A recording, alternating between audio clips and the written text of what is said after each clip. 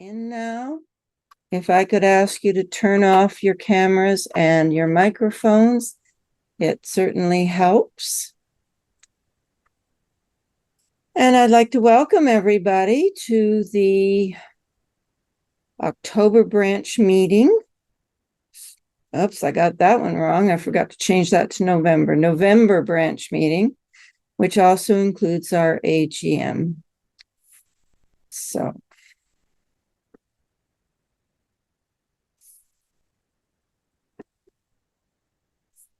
I'll just do the land acknowledgement.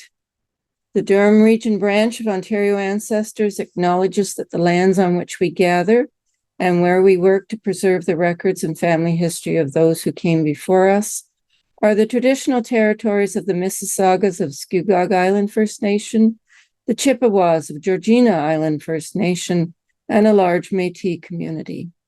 We recognize the lands on which we gather are covered under the Williams Treaties and rest within the traditional territory of the Mississaugas, a branch of the Anishinaabe Nation, which also includes Algonquin, Chippewa, Ottawa, Ojibwe, and Potawatomi.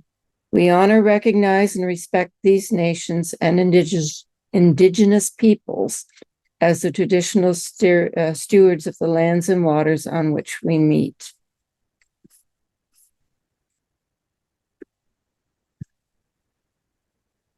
Okay. So this is our agenda for the evening. We're going to do a very quick annual general meeting and then get right to our presenter tonight, David Joyner.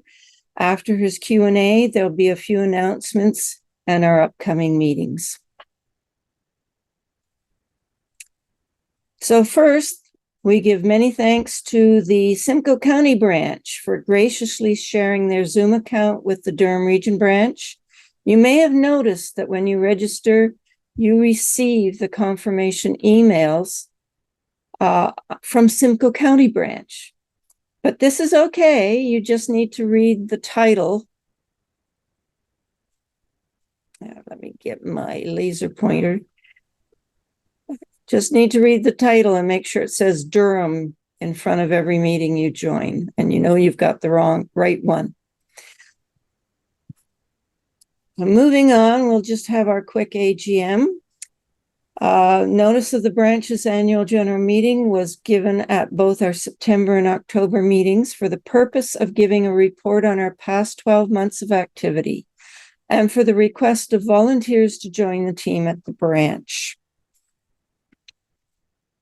Well, everyone, time is catching up with me, and have decided that I need time to start tidying up my own genealogical legacy in order to hand it down to my children.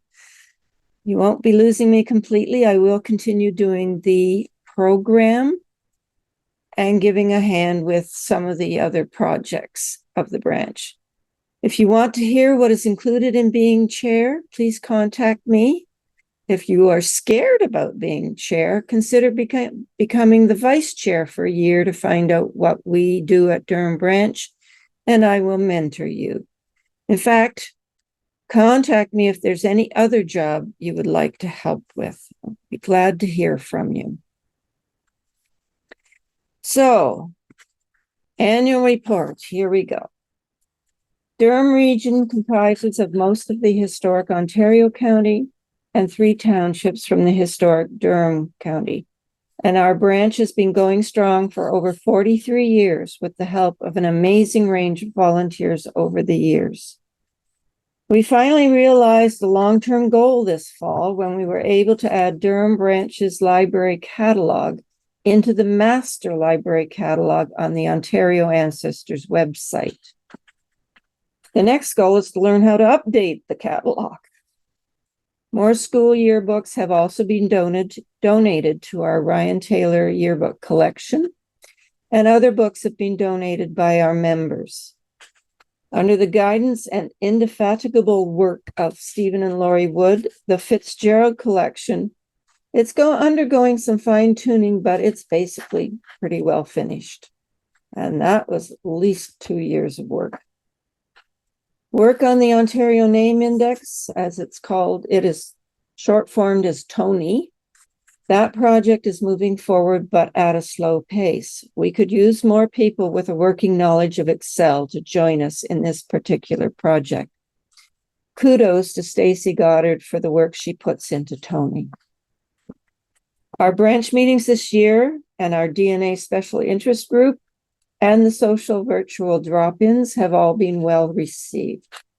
Our branch has held general meetings on the following eclectic topics: the United Church of Canada archives, obituaries, 6 free websites for Ontario genealogy, digital collections, a Y-DNA case study, how family search plus Scotland's people equals savings, minorities in Oshawa, turning clues into to-dos, research in Durham region, and tonight we will hear about using Google Earth Pro. We tried an in-person Christmas social last year with a very disappointing attendance, so we will return to the Zoom format this December. Along with Kawartha Branch, Durham Branch hosted the Family Tree Maker Tour in September at the Centennial Albert United Church in Oshawa. There were about 90 people in attendance, and the 2 speakers were excellent. This past Saturday, we participated in the Clarington Heritage Fair. Janice Carter and I manned the Durham Region Branch table and enjoyed conversations with many people. This year, we held 4 cemetery recording picnics. These were very enjoyable, except perhaps for a very hot July day. And we now have 5 cemetery updates to get typed up this winter and published. Whitevale Cemetery in Pickering, 3 cemeteries in Utica in Reach Township, and St. John's the Evangelist Roman Catholic Cemetery in Whitby. Financially, we are doing okay, but our membership is slightly down. We can definitely use more members.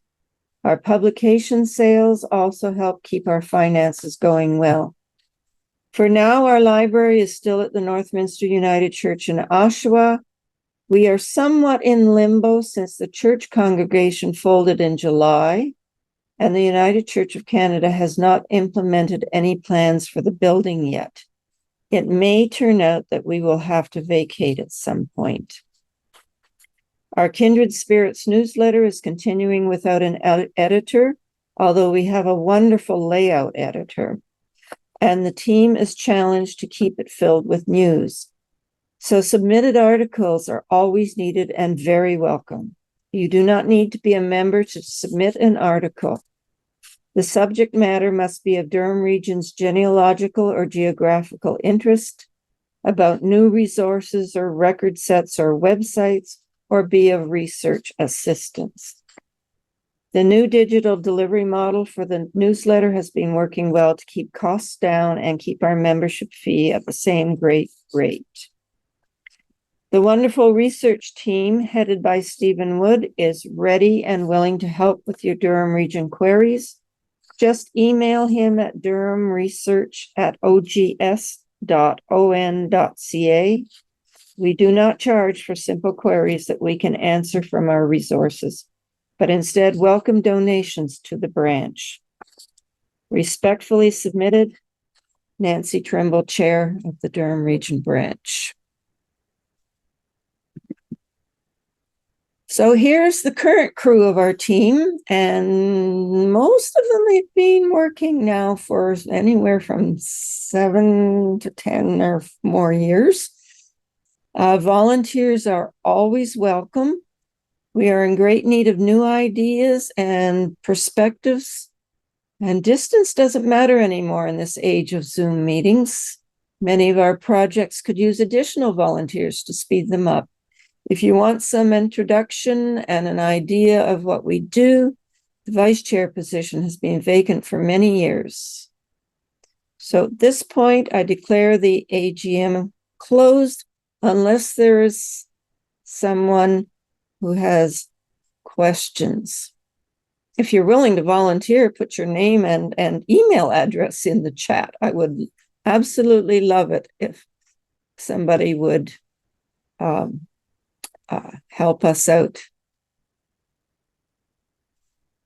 And I have changed my name to Nancy Questions, and that's where you should drop your questions at the bottom of the chat window. So feel free as we go along to put your questions there, and David will answer questions at the end of the presentation. So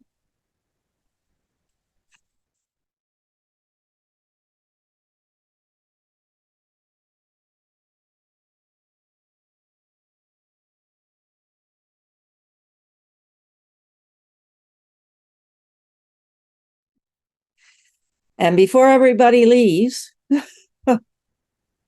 December 2nd, we're going to have our December show and talent. It's going to be virtual. It's not too early for you to think about something that you want to present this year. Anything can be shown: photos, medals, heirlooms, a tricky piece of research, a plea for health, a uniform that your dad wore, something like that. Even a plea for help. The online drawback is that holding up items to the camera on your computer, it doesn't work very well. So here's the plan. Send the images to me ahead of time, let's say by November 30th, and I will put your image in the PowerPoint, then ask you to turn on your mic and tell us about the image. So you've got 3.5, 4 weeks to get back to me. And we generally have some really good discussions when we did this 2 years and 3 years ago. So that I wanted to get that out there quickly. Roots Tech, which is the biggest genealogy conference in the world, is open for registration. The dates are March 5th to 7th. And there's 2 ways to join. One is virtually online. That's totally free. And you can get digital handouts. You won't get everything, but it's still a pretty good experience. If you actually attend Roots Tech 2026 at the Salt Palace Convention Center in downtown Salt Lake City, it is, all I can say is it's electric. The vibe is incredible, and you will come home totally energized. Another item that you get, and this is available online and in person, is something called Connect with Relatives at Roots Tech. And as long as you have your family branch in the Family Search One World tree, you'll get these connections. So there's nothing like it. I've been about 3 or 4 times now, and I'm hoping to go next year, and it is fabulous. This coming Thursday night is the Ontario Ancestors, or OGS, the Ontario Genealogical Society. It's their November webinar. Catherine Lake Hogan's going to be presenting Invaded, the Fenian Raids and the Canadian Response. It's at 7 p.m. Between 1866 and 1871, Irish-American veterans invaded Canada, trying to pressure Britain to withdraw from Ireland. So she's going to go over historical context, battles, impact on Canadian military, and this where to find records to determine your ancestors' role. So that's on the homepage of ogs.on.ca, which is our parents' website. I've been asked to mention that our conference next year, our being Ontario Ancestors, It's a virtual format. The theme is from steamships to microchips, June 12th to 14th. And they have issued their call for speakers. And if you want information and the ability to submit a proposal, it's on their website, ogs.on.ca. Just a quick thing about the Clarington Heritage Fair that was at the Bowmanville Library this past Saturday. I'd like to thank Janice Carter for joining me on our display. It went very well. The Exbridge Genealogy Group has the speaker, Ken McKinley, researching World War II veterans. Now, we've heard a lot of lectures on researching World War I veterans. So this is very much a new type of research, because some of that stuff is not out in the public domain yet. So we have to see how Ken handles it. Now, we've had Ken here at Durham Region Branch several times in the last few years. So this is going to be probably a very good talk. Our DNA Special Interest Group is via Zoom, November 19th at 7 p.m. Our next virtual drop-in is Thursday, November 27th at 11 a.m. Any social conversation questions, DNA, reminiscences, research finds, and even some lookups, because we will be sitting in our library. And so drop by, and it's very unstructured. We have great conversations. The sign-up link is on the Ontario Ancestors events calendar and also on our homepage, which I put in the chat there a few minutes ago. Everyone's welcome. You don't have to be a member. Don't be shy. Just come on and join us. And again, our research room, we haven't been getting very many visitors. Which is a shame, because we've got so many resources. Not just Durham Region resources, but resources around the world, probably most English-speaking countries. We've got something. Usually open Tuesdays and Thursdays by appointment, because the front door of the church is locked, and we won't hear you banging on the door because we're on the 3rd floor. So send an email off to Stephen Wood, Durham Research at ogs.on.ca. If you can't make those times, talk to Steve anyway, because maybe we can do some lookups for you. And we hope to see you at next month's meeting for the Christmas show and tell. So get that mug of chocolate or hot cider and a few treats ready so we can share some great finds. Let's look at the time. I haven't got a watch on. I think we've got a few minutes for a chat if anybody's interested in that. We had a great chat last month. I will stop sharing, and I will invite anybody who wants to,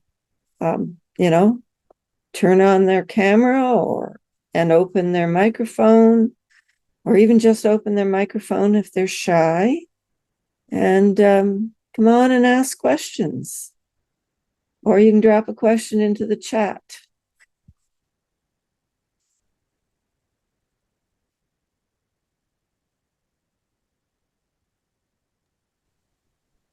Nancy, you might want to mention that last month's program is now up on the web. And if they do have questions about researching in the area, hopefully we covered a fair bit of them last month in our presentation. Yes. Steve and I gave that presentation, and it's out in the on our channel, right in the public YouTube.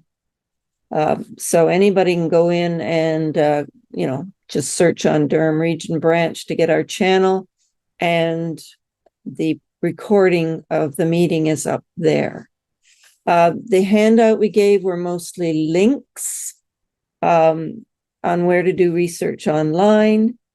And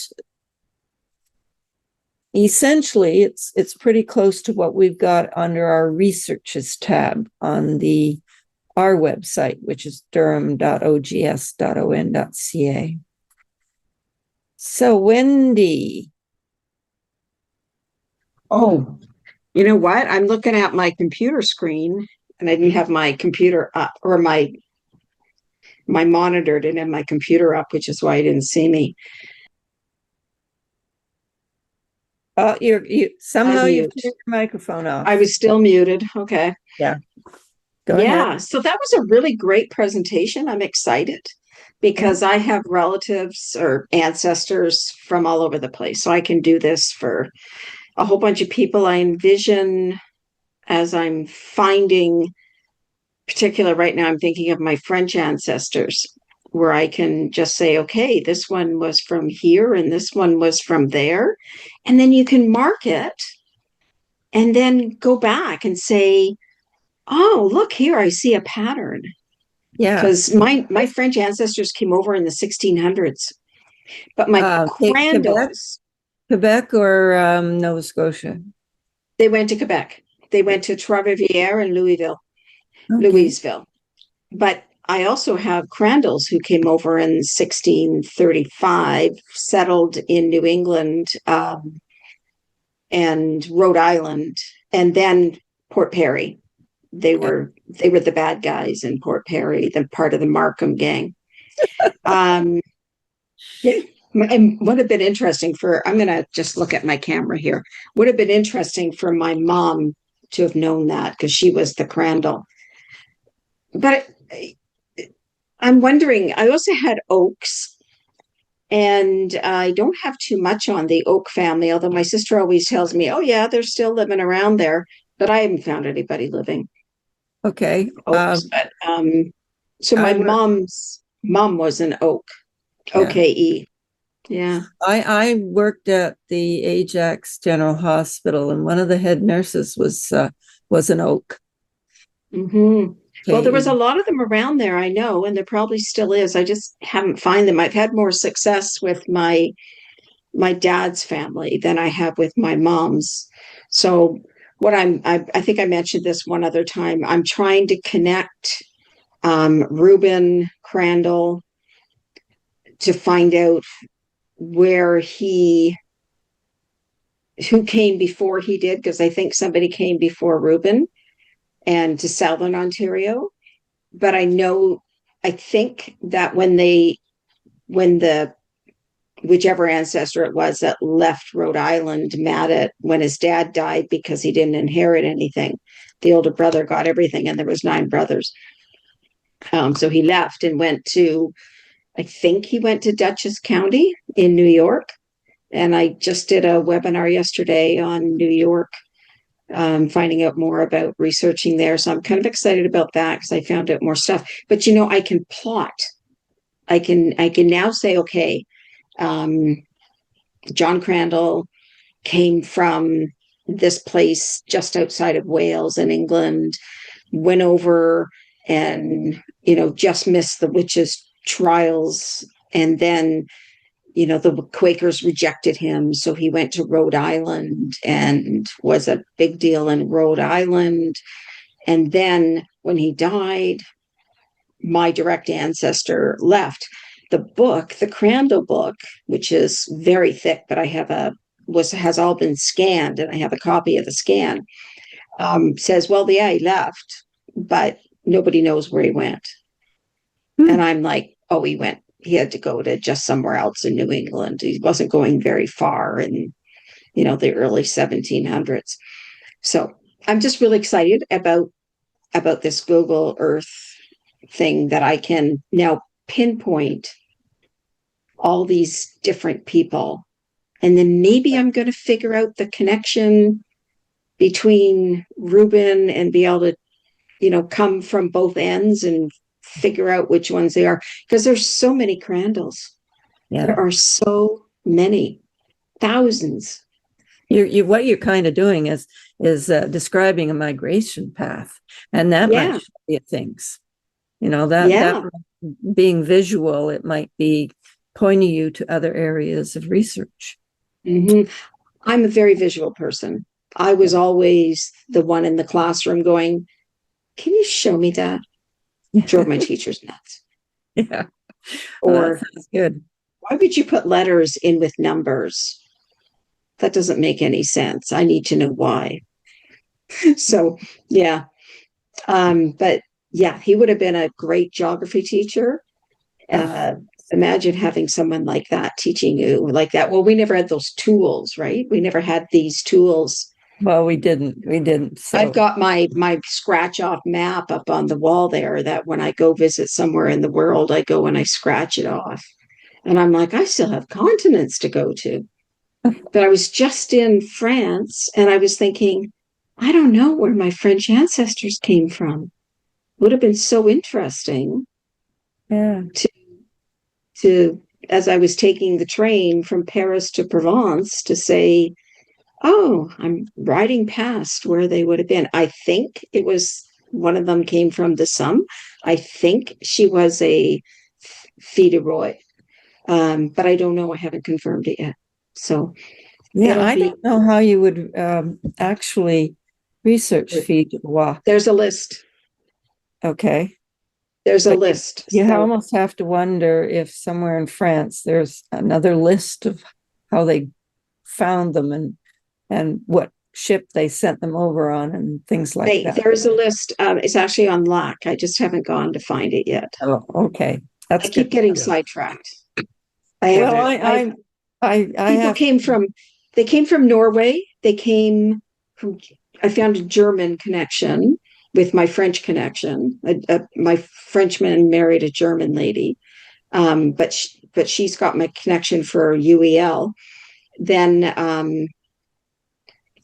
uh, then I've got the Crandalls, which came from this part of England. I haven't. Now I can go on Google Earth and find it. And um, and mark it. And then, yeah, I know he came over to Rhode Island, so there's that. I don't know where. I think the Oaks came from Ireland. Um, I don't honestly know. the Nobles were England. They were Spitalfields in London, but they had to be somewhere before they were in Spitalfields, and I haven't tracked that. I haven't proofed anything. I guess I'll put it that way. I have a suspicion where they came from, but I haven't proofed anything. And I think there's a Scottish, but again, I haven't proofed it. And they just came from too many places. So having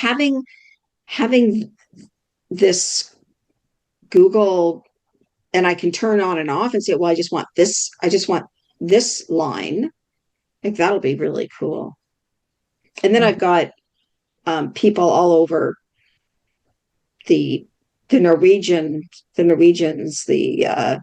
they're all over Saskatchewan and Alberta, so, and North Dakota, pardon me. Well, you definitely have a lot of interesting lines, that's for sure. I do, and I found a Norwegian cousin. I went to visit him. He came here to visit me, but he spent 2 weeks taking me around and showing me where my family lived. We stayed at a resort that was my family's farm, and the farmhouse is still there. I mean, it's so cool. When I went to London to Spitalfields, I stood in the church where John Noble, who was the first guy that came over to Canada, where he got married. And that was really cool. But I'd like to know more about the Oaks that were in around Durham, because I don't May I know make much a about them. So I'll get a hold suggestion? of Stephen. Yes, get a hold of Stephen, give him the details. He'll have a look. If you want, come on the 27th and in our social drop-in. Mhm. because we can get out some stuff then as well. So, yeah, I'll try. Maybe I'll see if my sister can join too, because she knows more about them than I do. She lived around there. And so I've got a couple other people waiting. I see that. So So, I'll let them chat now. okay. Well, we don't seem to have a hand to put up, so I don't actually. Denny has a hand up. Denny has a hand up, but I don't see where it is on my. No. Anyway, doesn't matter. Anyway, I just wanted to add about the Filles du Roi. They're all documented, and the key is to find their marriage record once they arrived in Quebec. Yeah. Because the very first marriage record, when somebody came from France, the priest always noted what village or more what parish they came from in France. So sometimes the challenge is, okay, where is this parish? What city is it in, or where in France is it? But at least you get the parish that the Filles du Roi came from. So you have an anchor point in France. And it's the same with all French Canadian immigrants. If you find their very first entry in the church records, it says where they were baptized or where they were married if they came as a married couple. Okay. So I did not know that. That's interesting. Thank you. Yeah. But you need to be able to read the French priest. Well, I don't have a handwritings, problem reading French. I just have a problem speaking it. So. Anyway, and by the way, my ancestors are from Trois-Rivières and Louisville as well. I was actually born in Trois-Rivières, so. Yeah, it was the Peltiers, the Pierre Peltier. He came from Trois-Rivières. I'm trying to remember the other grandmother's name. My father's grandmother. He hated her. I can't remember her name, but she came from Louisville. She was apparently a nasty piece of work. In fact, I never even knew that my grandfather, her son, spoke French. He just didn't like her so much. But I mean, you can't say again, oh, French people are like that because she was like that. No, it was just her temperament and her actions too, which I've learned a bit about. But the Pierre Peltier ended up in Toronto, changed his name to Peter Pilkey. So there's lots of Pilkeys around, but they ended up in Durham. The Pilkeys in Durham are from Peter Peltier, Pierre Peltier. Peter Pilkey changed his name. Wasn't there a Mayor Pilkey in Oshawa? Yeah, I mean, it could be. I found him and I thought, I wonder if he's a relative. But I know that Peter Pilkey, he changed his name before his sons were born. And he ended up he got grants of land, UEL, from his wife's father was UE. And he was at Fort York when the Americans invaded, and he actually he was one of the guys that he set off the alarm about the invasion, and then he and a few other men took the anchor, I think it was, or a bell, up and took it out and took it up to somewhere in around Aurelia or something like that. I have to get more into the story. Yeah. Because I haven't verified it. It was just somebody else who recorded that. So it's quite interesting, very colorful, part of our history. And it'd be interesting to see, because the woman who did the Pilkey history never put any footnotes, never put where she got the information from. Not even that's typical. That's typical. You have to redo the research. Yeah, I have to redo Nancy. everything. Yes, And Dan. of course she's passed away now. I know you want to wrap up about 9:30, but I thought I'd mention something else about Google and especially Street View. I was able to use Street View to go and look at buildings in one of the UK cities where my relatives were and to see what they're like now. But I noticed that in the Canadian street view, when you take the little guy, you know, the yellow guy, and drop him onto a street, for a while, when you backed out of street view by going to the minus, you know, clicking on the minus, it used to go into a kind of a Google Earth and show you an as the crow flies view of that area. And it went away for about a year, and I know Google has just put it back in. Now Okay, you can't edit anything like Dave was showing us. You can't add details. no, But another trick while you're in Street View, if you see a scene that you want to capture, you want to take a screenshot, you pretend to print it. You click on print, and that gets rid of a Into lot of PDF. the extraneous stuff on the screen. And then you push F11 if you have a Windows computer, it gets rid of the top bar. So you have a nice big area that you can then choose, Windows Shift Save. S. And that will allow you to take a screenshot, but you can crop it first. You can say free. what area you want cropped. But that's something I've found very useful. and if you have a Mac, you just do, Command Shift 4, and you can actually highlight the square or rectangle that you want, and then you print it to PDF. It has a choice for PDF right built into the printer print function. So that's good. Well, we got another 5 minutes. Speaking of Google Street View, did you know you can do the same thing that he was doing in terms of history? The Street View will have the picture of the same house going back 5 years and 10 years and 15 years. So I've looked at, where my grandfather lived, for example, and looked at the house changing over the last 20 years. Where did Whenever the you- first how time did you do Google that? Street View came. Google Preview? Street Street View, On View. yes. Street View. It will But- show you if Google has actually recorded those streets in the past. I think I've gone back as far as probably 2010, 2010, I'm sorry, or maybe 2007. Yeah. Let me see if I can bring that How up. do you go back? I gotta get rid of my slideshow. If you have it on, there's a see more dates in the Mhm. menu. Yeah. So Okay. I've looked up a random place near me. The oldest is June 2009. Then there's September 11, July 12, May 15th, October 22, and I don't know if that's Okay, the that's latest or not. interesting. Okay, Okay, thanks for that. let me drop. Okay, now let me share this. Okay. Which means going here again. Okay. Got to get the actual street view up, and then I can share.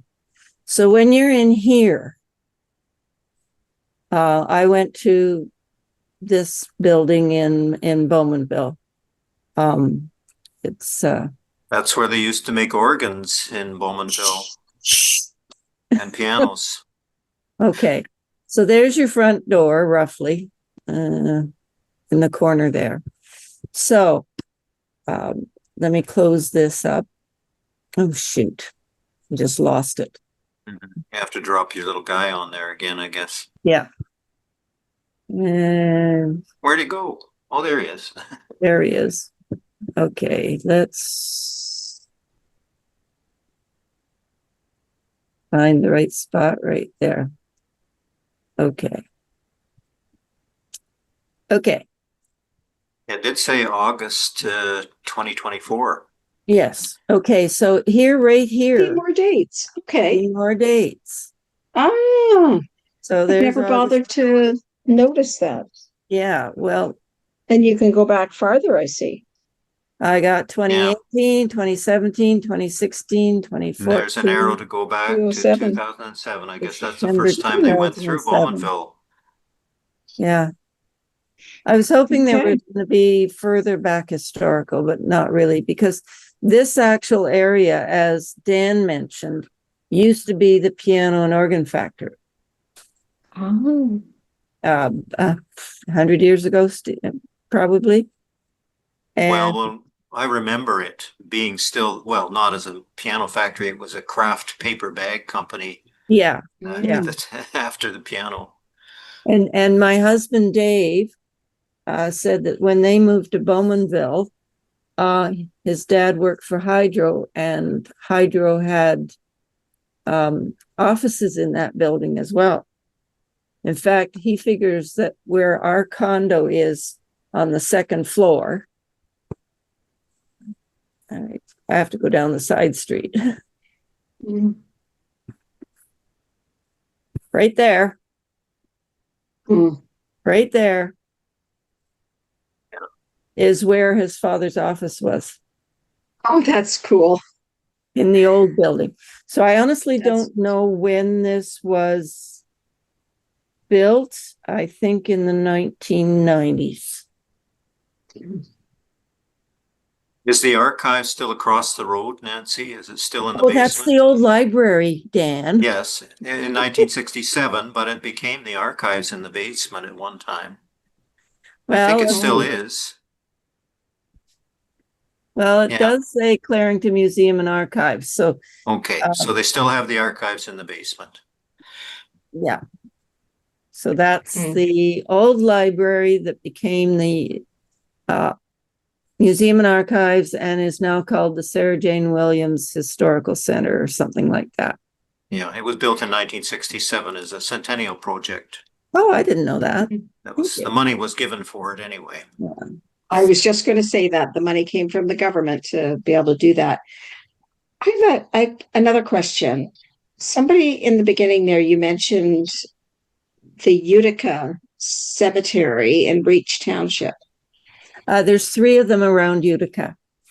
The names are Bradalbin, Kendall, and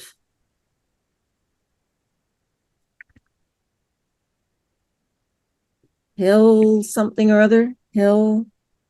Nancy, while you're there, could you go over to the right and push the minus sign and see if it goes to as the crow flies? There's a plus and minus over in the right corner. And if you go Okay, minus, Oh, there it minus. is. No, down, It's down. Yeah, lower, there. yeah. Minus, minus. And see if it will. If yours will. But it I know won't go mine minus does. anymore. Oh, okay. Yeah, It stopped for a there. while, Google would not let you zoom out and then go into as the crow flies. And on my machine, it does it now. really?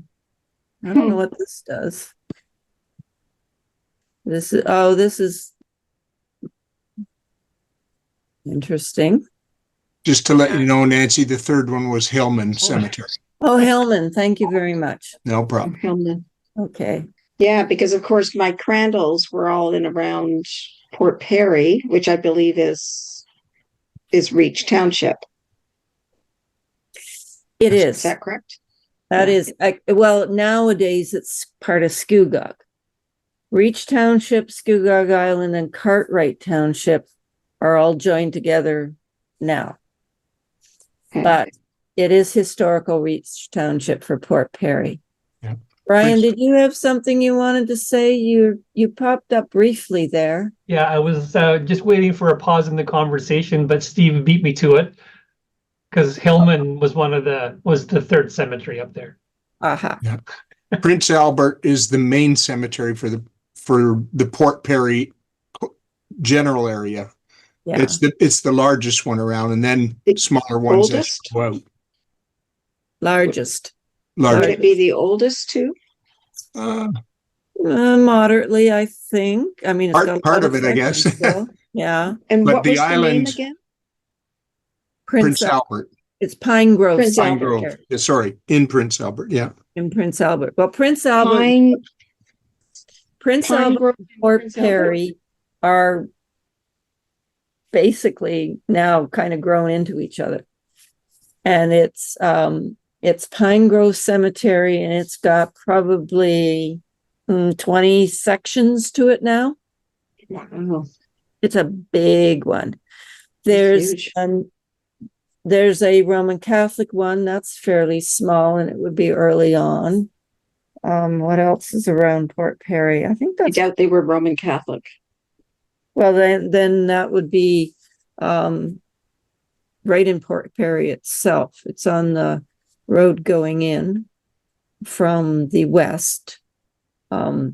Immaculate Conception. No, they're not Catholic. So Oh, I It thought would you be- said they were. no, I doubt they were. They wouldn't Yeah. likely be Catholic. No, then I that's, haven't found any, which doesn't mean they couldn't be buried there, as I learned, but they're unlikely to be. So okay. they're probably in this pine grove. Yep, probably. Okay. Okay. Interesting. If they have a stone, ask us about it if you come to the drop-in, and we can Mhm. pull out the indexes to all the sections. Or write Okay. to us, one or the other. Oh, yeah, or send I'll an probably email do to both. Steve so that he can do that ahead of time. It'd be a lot easier. Mhm. Mhm. Yeah, I have questions about GM too in Well, Oshawa. we've got several reference books and picture books on GM Oh, as really? well. Oshawa. In picture books. Pictures from, now am I going to be right on this, Steve? Pictures from the art gallery? Yes, no? The one They've got beside the photographs. library?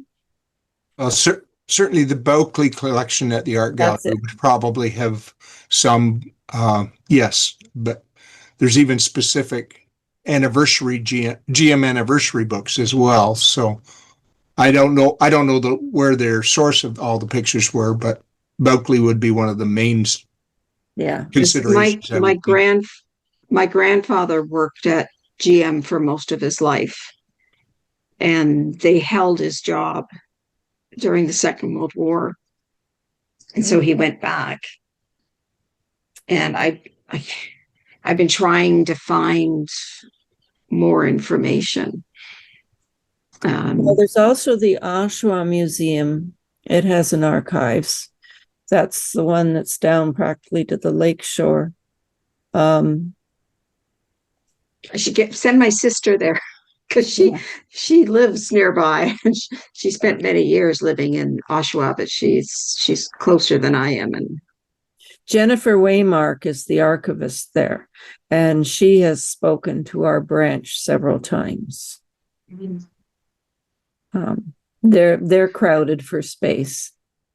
I know, just as we are, just as most of the places are. But you've got an interesting dilemma with the church closing. Yes, well, I'll tell you, this is what I've said to everybody. I will not try and find a place for the library again. I will go pricing storage units. Mm. We were lucky to find Northminster United Church. I'm not sure we'd find another one that would have a room big enough for our library. Mm. We got over 3,600.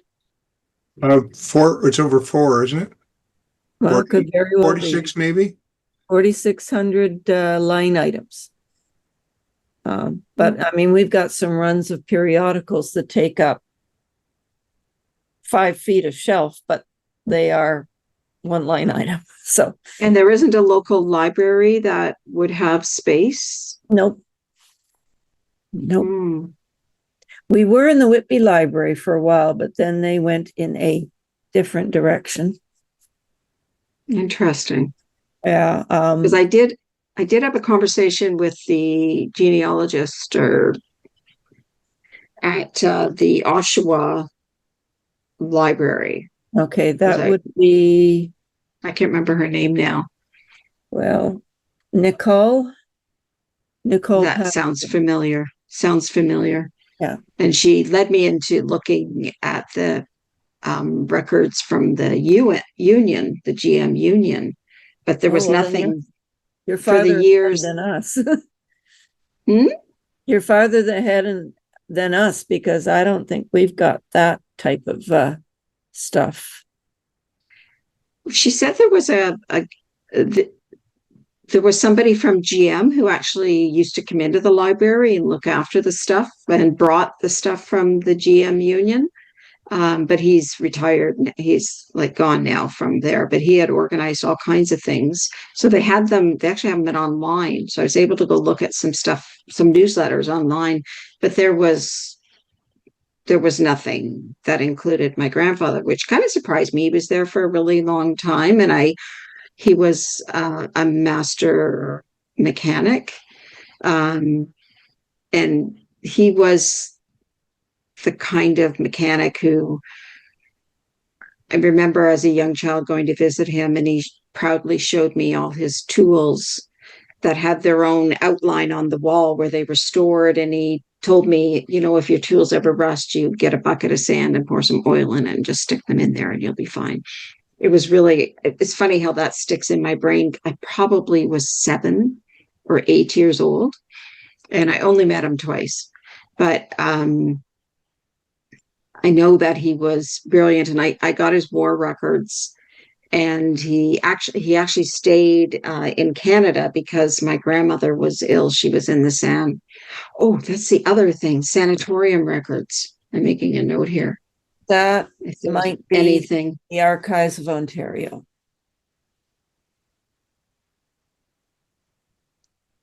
I just don't even know what San is near Oshawa that she might have been in. Haven't a clue. Yeah. So because I know might be one. My father got double pneumonia. Steve? Hold on. What was that, Steve? I know some people from this area went to Mimico. I think that's up in York County. Oh, to Mimico. That's in Toronto. Yeah. I know one of a relative of our family was sent to Mimico, I think. So wow, that's far. But I know they let him stay in Canada, and he worked on planes in Kingston because they had 4 children. My mother was 11, 12 during 11 to 15 during those years. And her mom was in the SAN and her dad was away, but she had older siblings that looked after them. But he didn't get shipped overseas, but he did learn all about airplanes, and because he was just very mechanically inclined. Yeah. Cool. But I thought it would be interesting to find out if I could find out what he did when he came back after the war, because it said in his discharge papers that he wanted to do refrigeration, and that GM might have had refrigeration courses or so. I don't know. I'm just curious to find out more about him. He was a little bit of an enigma to me, and my siblings who are older than me didn't even know that he had done anything in the war. I did know that. I don't know why I knew that, but I did. Mm-hmm. Probably from my mom. Yeah. Anyways, very interesting. So yeah, I'm making my list here of questions I'm curious about. And my dad ended up getting double pneumonia, and because his mother-in-law had TB, they sent him off to the SAN in Hamilton. He and my mom lived in Toronto. So they sent him off to the SAN in Hamilton. And I heard horror stories about the conditions there from both my parents. And my mom actually went in one day because they were going to operate on my dad and take out part of his lung. And anybody who went off to have that operation never came back. So she smuggled clothes in, and he walked out at the sanatorium and went to Toronto Western, and they diagnosed him with the double pneumonia, but he always had the stigma of the TB. Yeah. So he couldn't go for many years and he couldn't get a job. Nobody would hire him because his record said he had TB. Yeah. I hate to bring this up, but we are well past our time. It's been interesting. It is. Yeah. Thank you very much. I like having these chat sessions at the end if we have time, because we miss the coffee break at the in-person meetings. Totally miss it. And that's why we actually have the drop-in on the 27th, because it's unstructured and people can give, do stories and ask questions and all that sort of stuff. So I've known about it. I've just never made it to it, but I'll have to do that now. yes, please come. Please come. We got a steady core of about 4 or 5 and others that drop in, as Brian is one of our Push the steady wrong buttons. core. Yeah. So, Okay, well, thank you.